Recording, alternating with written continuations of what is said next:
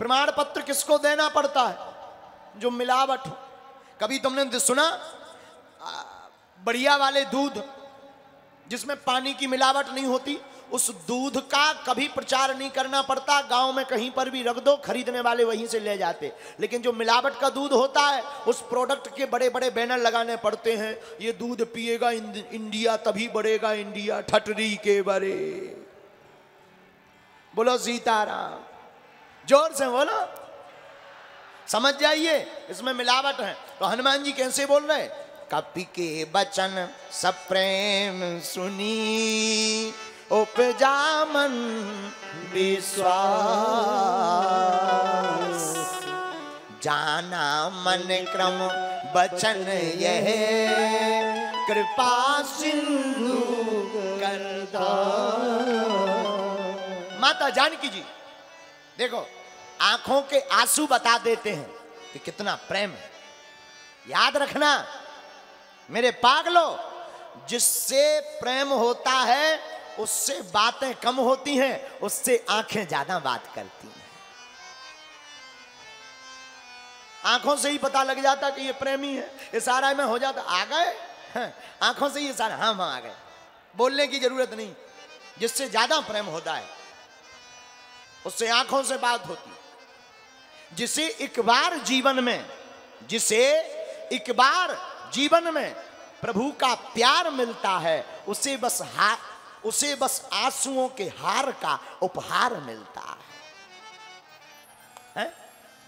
जिसे एक बार जीवन में प्रभु से प्यार मिलता है, उसे बस आंसुओं के हार का उपहार मिलता है। जिसका परमात्मा से प्रेम हो जाता है, उसकी आंखें प्रभु को पाने के लिए सदैव तरसती रहती हैं। अखियां हरि दर्शन की प्यासी, अखियां हरि दर्शन की प्यासी, देखन चाहत कमल नयन, देखन चाहत कमल नयन को, निस दिन रात उदासी, निस दिन रात उदासी, अखियां हरि दर्शन की प्यास। जिसे परमात्मा से प्रेम हो जाता, जिसे भगवान से प्रीति हो जाती, उसकी आंखें सदैव परमात्मा को मिलने के लिए भरी हुई रहती है। आहा, आंखों में आंसू छाए रहते। याद रखना संसार का सावन का महीना वर्ष में एक बार आता है लेकिन चला जाता है, लेकिन भक्त के जीवन का सावन तो कभी जाता ही नहीं है। भक्त के जीवन में सावन सदैव बना रहता। और माता जानकी भी भगवान राम की याद में अशोक वाटिका के वृक्ष के नीचे बैठी बैठी रो रही हैं। कपि के ही हेतु धरी निठुराई,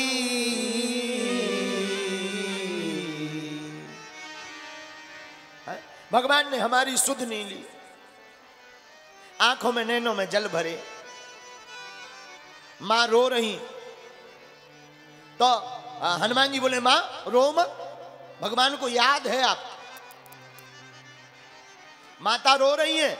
यहां पर हम लोगों में से कोई होता हो तो हम लोग यही कह देते, हाँ सही बात कह रहे हो, भगवान को इतने दिन हो गए आज तक भगवान आए नहीं।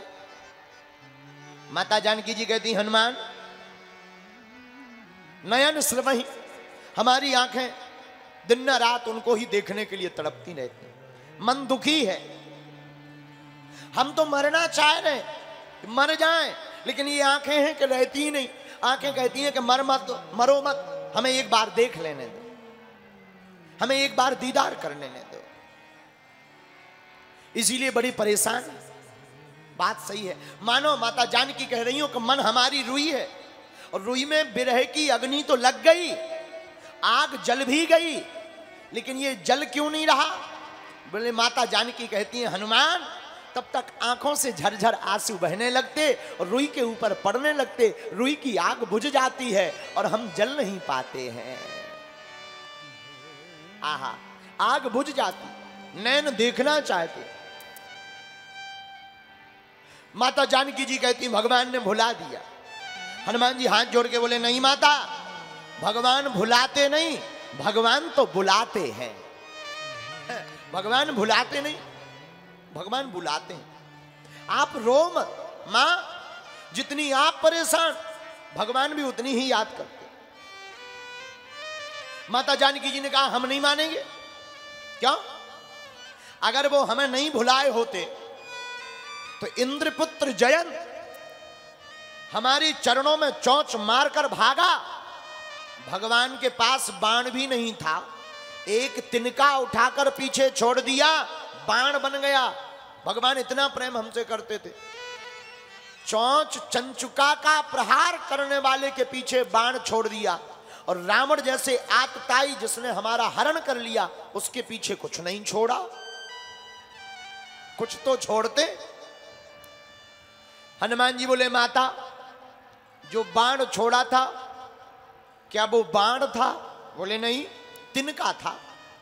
हनुमान जी बोले हो सकता जिस प्रकार जयंत की बुद्धि ठिकाने लगाने के लिए तिनका को बाण बना दिया और बाण बना के पीछे छोड़ दिया, उसी प्रकार हो सकता हो माता, रावण आतताई जिसने आपका हरण किया उसके पीछे भी किसी बाण को छोड़ दिया हो।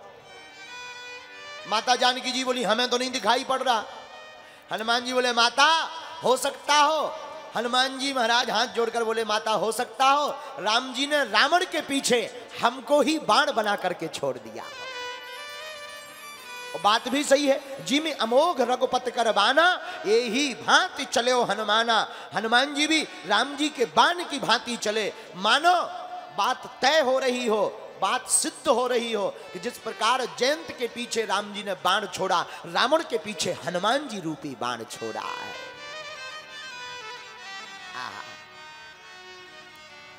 माता प्रसन्न हुई। माता का दुख कम हुआ। प्रेम में भर करके माता कहती हैं हनुमान, हाँ अगर राम जी को सुध होती तो विलंब नहीं करते। हनुमान जी बोले माता, अब आपके इस दास में ताकत तो बहुत है, वो तो भगवान की आज्ञा नहीं है।